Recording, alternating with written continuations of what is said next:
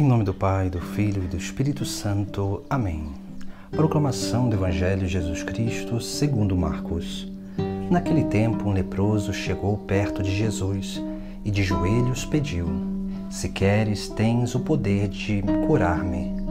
Jesus, cheio de compaixão, estendeu a mão, tocou nele e disse: Eu quero, fica curado. No mesmo instante, a lepra desapareceu e ele ficou curado. Então Jesus o mandou logo embora, falando com firmeza: Não contes nada disso a ninguém. Vai mostrar-te ao sacerdote e oferece pela tua purificação o que Moisés ordenou como prova para eles. Ele foi e começou a contar e a divulgar muito o fato. Por isso Jesus não podia mais entrar publicamente numa cidade. Ficava fora, em lugares desertos, e de toda parte vinham procurá-los. Palavra da salvação. No Evangelho de hoje, Jesus cura um leproso. A lepra, na antiguidade, era um mal que não era só para aquela pessoa, mas era também um mal social, porque era uma doença que excluía a pessoa do convívio na sociedade. E aquela pessoa tinha que ficar afastada para não contaminar ninguém.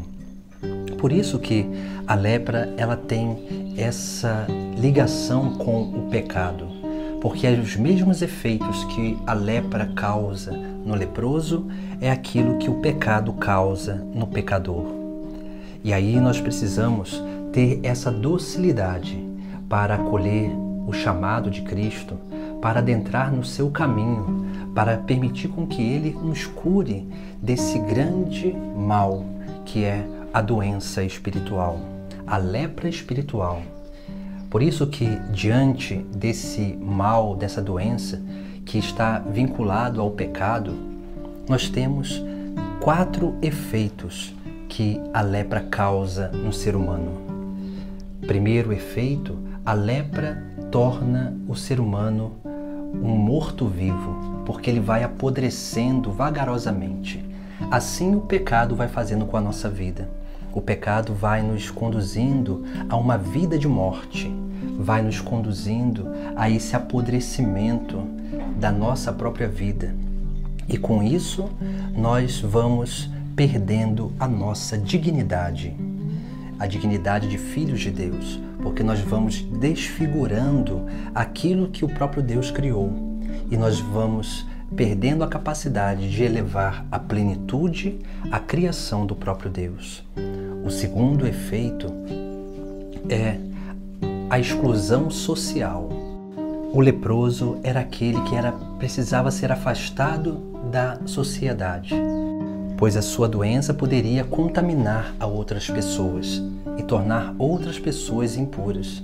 E assim também o pecado ele vai nos excluindo da vida fraterna, ele vai corrompendo a nossa capacidade de ser um dom de Deus para o nosso próximo. E nós começamos a viver num grande egoísmo. Nós vamos perdendo a alteridade, a capacidade de sair de si para tocar a vida do outro. E, consequentemente, nós vamos sempre buscando no outro aquilo que é o nosso próprio bem. Ou seja, nós vamos começando a instrumentalizar o outro só para alcançar aquilo que é o objeto do nosso próprio prazer, das nossas próprias satisfações. Por isso que o pecado ele vai realizando também esse afastamento social. Ele vai fazendo com que nós caiamos sempre nesse egoísmo, nesse egocentrismo, nesse aprisionamento do próprio eu, onde nós não conseguimos realmente realizar a obra de caridade. O terceiro efeito da lepra e do pecado na nossa vida é o contágio que essa doença ela pode realizar na vida de outras pessoas. Por isso que esse afastamento social ele era necessário para que outras pessoas não fossem contaminadas. Mas o pecado também é assim.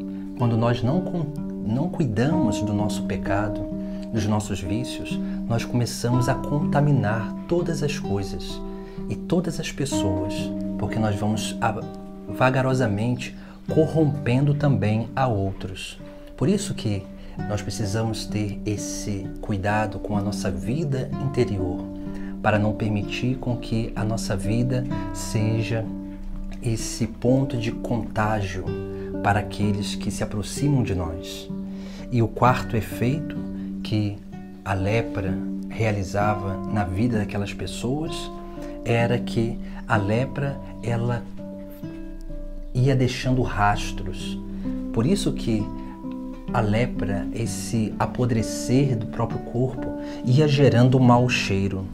Esse mau cheiro que ia também incomodando todos aqueles que estavam ao redor daquela pessoa. Por isso que também o pecado, ele gera esse mau cheiro. Porque muitas vezes o leproso, ele já não consegue perceber aquele mau cheiro em si. Mas as pessoas que se aproximam percebem o mau cheiro do leproso.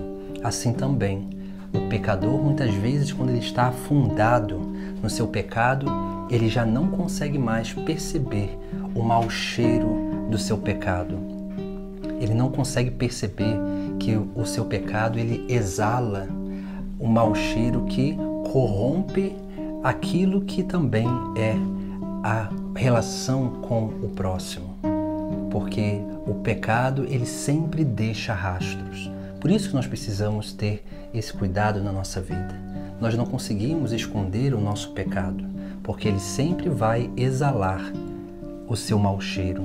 E quanto mais nós vamos aprendendo a ir até Jesus Cristo para sermos curados dessa doença espiritual, mais nós alcançaremos aquilo que é uma plenitude de vida, uma verdadeira formação da nossa natureza, para que assim nós possamos crescer dia após dia e cada vez mais nessa manifestação da plenitude do nosso próprio ser, que acontece através de Jesus Cristo.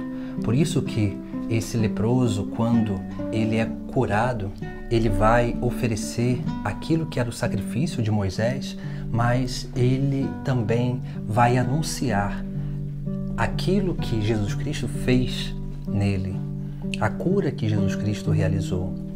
Porque a verdadeira cura e libertação do pecado nos faz testemunhar essa cura, essa libertação, e nos faz também testemunhar aquele que nos liberta, que é Jesus Cristo.